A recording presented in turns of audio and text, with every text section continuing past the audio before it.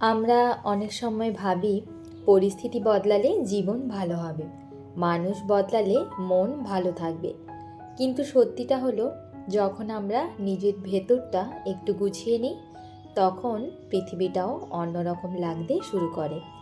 মনটা শান্ত করলে চিন্তাগুলো পরিষ্কার হয়, কাজগুলো গুছিয়ে নিলে দুশ্চিন্তা কমে যায়, আর নিজের প্রতি একটু যত্ন নিলে জীবনের ছোট ছোট জিনিসেও আনন্দ খুঁজে পাওয়া যায়। সব কিছু একদিনই বদলাতে হবে না, শুধু প্রতিদিন একটু একটু করে নিজেকে গুছিয়ে নিন। আপনার ভাবনা, আপনার সময়, আপনার লক্ষ্য, দেখবেন ধীরে ধীরে শুধু আপনি নন, আপনার চারপাশটাও সুন্দর হয়ে উঠেছে। আজকের রেসিপি সেদ্ধ ডিমের ভুর্জি।